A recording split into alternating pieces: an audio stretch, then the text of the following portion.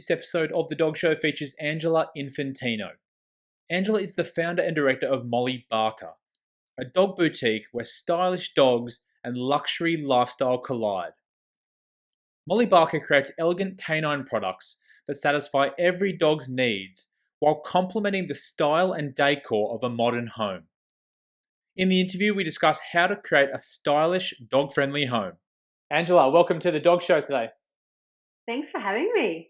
Yeah, it's really great to have you. Great to have a fellow Aussie on the show. I know you're down in Melbourne at the moment, though, which is, for those that don't know, in a bit more of a solid lockdown than where I'm based in Sydney. But I'm sure you're probably enjoying spending some extra time with your dog, Molly, or... Well, I always work from home anyway, so she's definitely enjoying having me 24/7. Sometimes I would go and work from cafes just to get out of the house, but now I don't have that luxury. So if I do go anywhere, she's like, well, "What's going on?" So she's definitely enjoying it the most. Yeah, they do become a bit more reliant on you being around, don't they? But absolutely. Are you allowed to, go out for walks and stuff? What's that like at the moment? Yeah, so it's pretty restrictive. So there's a curfew, so you can't sort of leave your house between the hours of 8 p.m. and 5 a.m., which is kind of fine for me anyway. And we're allowed to have 1 hour of exercise outdoors or time outdoors anyway. So look, we're really fortunate. We've got a dog beach, like literally less than 10 minutes up the road. And it's within the 5K radius that we're allowed. So yeah, every night after I finish work, we go down to the dog beach and she gets to have a little bit of a play and some socializing with some other dogs and just some freedom. So yeah, that's really nice and we're both loving it. If anything, coming home is always a struggle. She pulls on the lead and just does not want to come home. But other than that, it's okay. You sort of just roll with the punches and we can't really complain. Yeah, I mean, that sounds pretty nice for, your hour of exercise every day. So when you say a dog beach, are there lots of dogs there? Is it a fairly flat, water-based beach? Yeah, it is. And it sort of goes, I think it sort of crosses 2 suburbs or something like that. So, and because we're here in winter, you can have the dog off the lead on the beach the whole time. So there's no restrictions there. So yeah, it's really flat. And it's actually a really nice beach as far as dog beaches go. So there's not a lot of people out like there probably would be in summer and outside of, lockdown times. But yeah, there's still people around, there's dogs around. It's just a really nice sort of atmosphere. Yeah. So what type of dog is Molly? It's obviously she's a larger dog from the photos I've seen. Yeah, she is. So she was a shelter dog, and what they told me is she's part Great Dane, part Lab, which is just a perfect mix for me. So yeah, she's pretty cool. Cool. So she's for those, and I'm one of those people. I had a Lab growing up, but don't know much about the Great Dane side of things. What about that crossbreed is interesting or unusual? Yeah, well, Great Danes have always been my favourite breed. Growing up, family friends of ours had a Great Dane, and he was just so beautiful. He was really protective of all of us kids, but he was just so gentle as well, and really affectionate. So Molly's definitely got those traits in that she just loves to be around me and people, and she just craves attention and affection. And she's just so gentle. Even with really small dogs, she's really, really gentle with them. But having that Lab side of her as well, she's very clever, and she's still very cheeky and loves to play. Oh, that's nice. When you picked her up from the shelter, how old was she then? And have you had any, notable issues or anything from I guess getting a dog that you didn't know the background of? Oh, look, I think she was one of 9, if I remember correctly, at the shelter. And when I found her, I really wanted, one of her, from her litter because she had that perfect mix of Great Dane and Lab. And then I just kept missing out. And so she was in Shepparton, which is from where I was living at the time. It was a 6-hour return trip. And so I think it was the day after New Year's, I think it was, that I finally got an email saying, look, there's one female left. because they checked out my backyard and my conditions to make sure that I was suitable and it was a good match. And then they came back and I thought, oh, well, obviously they're all gone. And I got an email that day to say, there's one left. If you want to come and get her, she's yours. And so I literally jumped straight in the car, drove 3 hours up, grabbed her, 3 hours back. Took me all day pretty much. And she was just been the perfect mix. So I don't know what her siblings were like, but in terms of her temperament for me and her personality, just the perfect mix. She's got lupus, so I guess it's got nothing to do with the shelter, but she's got lupus and we manage that really easily just with some cream on her nose, and it doesn't cause her any issues. As far as other issues, I don't know if it's related to the shelter because she was fine up until about 18 months. And then just out of nowhere, she just developed this anxiety. So she gets it when there's just too much stimulus going on. When we go for walks and there's a lot of traffic, she's petrified of anything with wheels, so scooters or bikes or anything like that. She's petrified. But in certain situations, she's fine. So there's a dog park near our house and she's gotten to know all the owners and the dogs there, and they're her mates, and she just loves it. And she feels very safe and secure there. If we go to New Reserve, she's always a bit scared and hesitant. But I've spoken to a behaviouralist, and it seems to be more when she's on the lead because it's taken away her ability to, I guess, flight. So she then becomes frightened. So if we're at a reserve and a bike or a scooter goes past and she's off lead, she's fine. But if she's on lead, she really freaks out because she can't escape. So, we manage that as best as we can, and we put some training in place to sort of help her with that. And she's definitely got better over the years. But, they don't seem to think it's necessarily from the shelter. There may have been something happened at home when I wasn't home. I don't know. But they do say that sometimes around the age of 2, some dogs do just develop this anxiety. So, I don't know. Yeah, it's interesting. And as you say, it may not be to do with the shelter. So we have a dog which we got from a breeder, and she has some similar anxious tendencies when there's too many people around. So most of the time, if she's just at home with us or she's at the dog park in an area where she understands, she's calm and relaxed and everything. Yeah. But if we have like more than 3 or 4 people in the house, all of a sudden she gets noticeably anxious and starts kind of chasing shadows or scratching the wall or something weird, and it's like it's quite concerning to see, right? But it is, yeah. I think as you mentioned, like it's just about kind of slowly progressing them and helping them through those stages, and hopefully they kind of get more used to those situations. But definitely. Okay, so tell me how you started a designer dog boutique. Obviously, Molly played a part in the inspiration for that. But she sure did. Give me a story on the background there.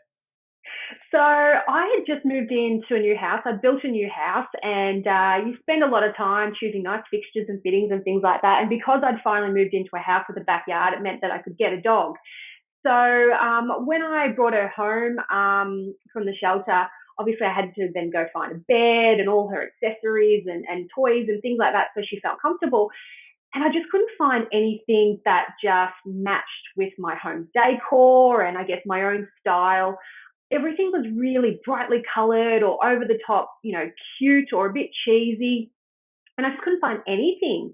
And I sort of researched the Australian market, and there just wasn't anything that I could find that I liked. There were a couple of brands overseas that I liked, but that was it. There was nothing on the market. And so I sort of researched the market for about 12 months while I was in my old job, and realised that I think this might have some legs. There's a market for this. So then off I went and started looking at what people might like and trying to find manufacturers here in Australia. And it's definitely been a journey, that's for sure. Yeah. So tell me more about like why I guess style and home decor was so important to you, and how like your dog fitting into that ecosystem made a lot of sense. Because I imagine there's so many dog owners out there, like my wife, for example, that feel the same way. Yeah, exactly. So I guess they're not our pets anymore. They're part of the family. So our lifestyle and our style then trickles down to them. And so they've just become an extension of us and the way that we like to live. And so then I guess when I was finding things for her, then I wanted that to sort of encompass our lifestyle, our style. So there was that consistency.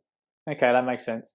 So when you went about like designing your product line, and I know you're adding things on the go as well over time, but how do you kind of balance, functionality so it's actually good for the dog with the style and the look and everything as well?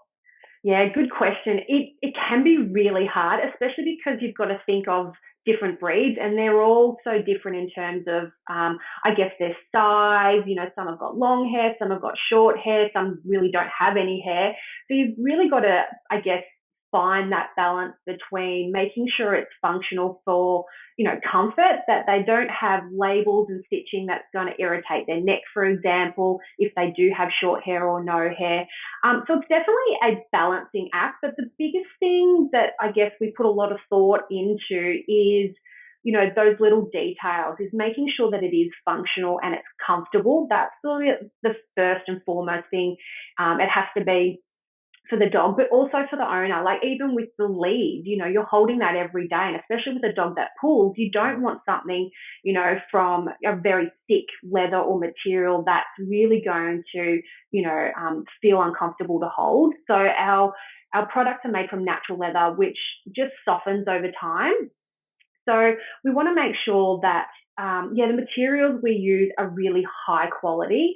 We want to make sure that they age really well and they're going to last, so that they're value for money. So trying to get all that right can be very difficult. I really push my manufacturer and find new, I guess, techniques to bring all the components together. And we have to make sure that if it's not right, we're just not going to release it. So we spend a lot of time in the sampling phase, starting from scratch sometimes, or just tweaking little things until we're just absolutely certain that it's comfortable, that it's functional, and that it's going to last the test of time, as well as being beautiful. So it's definitely a juggling act. But if we find that we just don't have that right balance, then we just scrap it altogether.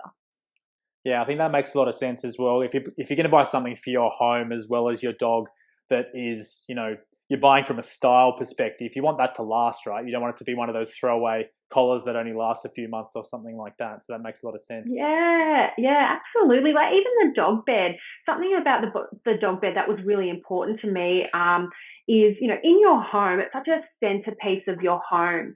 And like everything else, like with your couch or your lounge room, you can change up the style of your home if you get bored with it by, changing your throw rug or your scatter cushions or what have you. But a dog bed is a dog bed. You can't change that. So what we decided to do is make the cover interchangeable. So, if your decor goes from black to brown, then all you have to do is just change the cover. Excuse me, getting comfortable. So yeah, just making sure that we've got versatility in the pieces that we release, and make sure that they're neutral tones and they're classics, so that they will, I guess, carry on and really integrate seamlessly into your lifestyle. Yeah, I think that's one thing that really caught my eye with your brand is the neutral tones, or the like understated kind of elegant style of all the products. I mean, automatically I could picture it in my house, but I'm sure is there a certain style of decor or style of person that would more likely like your products, do you think? Or is it having those understated tones and everything, is that make it more applicable to everyone? Yeah, well, I guess having it very minimalistic means that it does have the opportunity to fit into multiple different, sort of styles and decor. That's definitely the main thing, and I would say to people is just keeping it simple definitely makes things a lot easier for them to become seamless. But also too is, the materials you use, like I said, with the natural leather, that they age gracefully with the way that they patina over time and they become softer. That, a lot of different fabrics, the more they age, the more they look old and awful. With ours, the more they age, the more subtle they become in their appearance.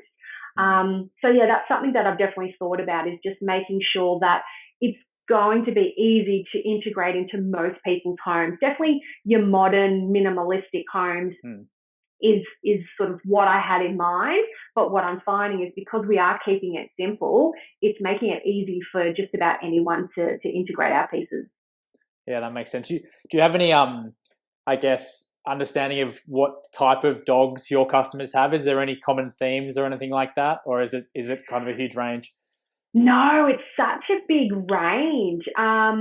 Yeah, a lot of different brands, they cater more for large dogs or small fluffy dogs. I'm finding that we're such a mix, which Mm. is great. And I think that's because we're not catering just to the dog. It's really a lifestyle for the owners as well. So people are seeing our pieces and they're not just thinking about their dog, they're thinking about themselves as well. So that's, I guess, been really interesting to see that, who's purchasing from us, it just varies so much. So, what process would you say someone should go through? Let's say they're trying to, add a little touch to their home, which goes with their dog style and the home style, or maybe they're starting from scratch. Maybe they've just moved into a new home and they're trying to do the decor from kind of the beginning. How do they go about finding the right colors and products and things to make it all look good and kind of match with their I guess what they like as well? It's a good question. Start with a blank canvas. So I always suggest find a section in your house that is going to be where, I guess, the hub of the home is, because the dog likes to be near us. But make sure it's just not where it's too chaotic, because if you do have people over, then they want to sometimes find their own little quiet space where they feel safe and secure. So find a section of the home that's just close enough to be where everyone's interacting, but far enough away where they can feel that that's their own little space. And then just building it up from there. So a color palette, keep the color palette consistent to what's going on in the rest of your house. So for us, for example, the color palette in our house is mostly blacks and greys. So when I'm thinking of pieces for Molly and her space, I always start with something that's going to ground the space. So we've got a cowhide rug that I brought from my old place here, and that's gone down first. And I guess that's sort of setting the scene for the rest of the pieces. Her dog bed's then gone on top of that. And again, it's black, which is bringing up the tones from the rug underneath.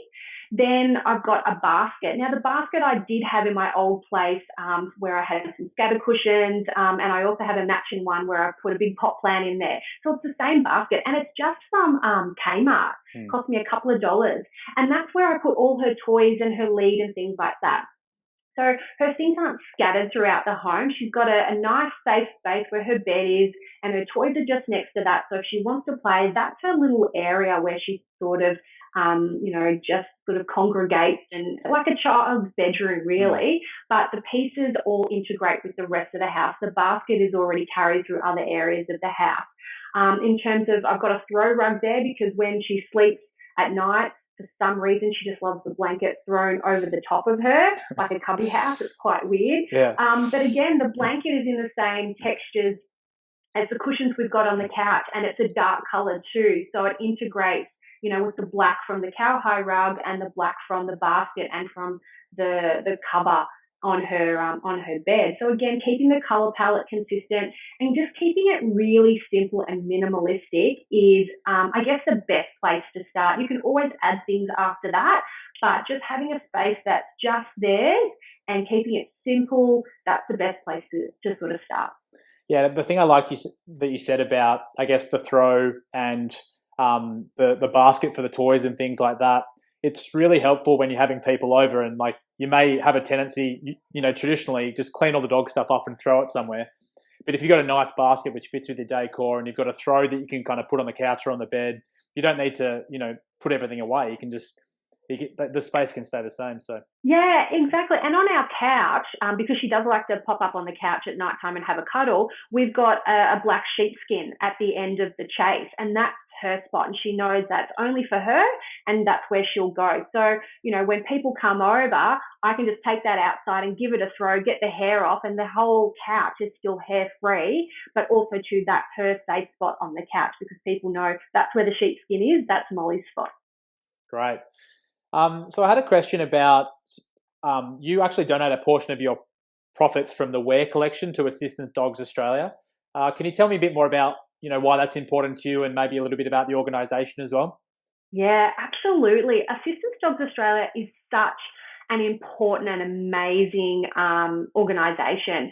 So they train and provide dogs for people that need assistance, whether it be from disability, autism, family with children that have special needs, people with PTSD. So these dogs perform a whole range of different tasks, from physical tasks, whether it's going to grab someone's shoes, getting different items from them, or just supporting them mentally, whether they're having a panic attack or whether it's helping them become calmer when they leave the house, so that they can just function day to day. And some of these families, it really changes their life. They've now got this animal that's come into their life that is a support, not just physically, but mentally as well. But what a lot of people don't realise is that it costs $35,000 to train one dog. And that's just so unrealistic for a lot of people, especially the people who need it the most. A lot of them are already suffering financially because of disability or different aspects in their life. So the amount of support that we can give to Assistance Dogs Australia and the donations, every little bit helps, and they do just such wonderful work. Yeah, that sounds like a great cause, and I applaud you for putting all of your efforts into supporting that as well, and having a special line for it. So, for people out there, what comes in the Wear collection that they can get? So there's a dog bandana. Yep. And that isn't just for dogs. So I've often worn it as a hair scarf. And Okay. Molly wears her bandana and we're matching, which is, either cute or cheesy, however you want to say it. And then there's a T-shirt as well, so a T-shirt for humans. And that's got a really cool sort of logoed print that we've designed. But on the back, it has the hashtag on Team Barker. So that when people are on social media or our community, they see hashtag on Team Barker, they know that that's part of our community, and that's the support that we're giving to Assistance Dogs Australia. Oh, that's great. That's a cool hashtag. I'm going to have to use that when I get my shirt very soon as well. Yes, exactly. Okay, so if our listeners have to take away one thing about dog style and home decor from today's interview, what do you think that'd be? Definitely keep it simple. Keep the theme consistent with your own style and decor, and the colour palette as well. So as long as you've got consistency between the theme, the colour palette, and you're not going over the top, just keeping it very minimal, then you really can't go wrong. Cool. So I, for one, love your Instagram feed, which is where I initially found you and started to check out all of your products. But where would you recommend people can find out everything that Molly Barker is doing and, look at your products, check out the Instagram feed? Is that the best place to go? Yeah, Instagram's fantastic because we try and keep updates on there as much as possible, but probably even better would be our website, which is mollybarker.com.au. You'll be able to find links to our Instagram and Facebook page there anyway, but also you'll find links to our YouTube channel where you can see all the tutorials that we do, from whether it be products or, styling your dog's space. We've got blogs as well on a whole range of different topics. And also you can just see and hear a little bit more about us and our story as well. Perfect. Well, I'll share the links to all of those different channels in the show notes on YouTube and everywhere else that I'm publishing the podcast. Thank you. So, Angela, thanks so much for coming on the Dog Show. It's been an absolute pleasure talking to you. I can't wait to share this with everyone and also create a bit of exposure for your brand, which I absolutely love. Thank you so much. It's just been so much fun. I really appreciate it. Have a great day. Yeah, you too. Thank you.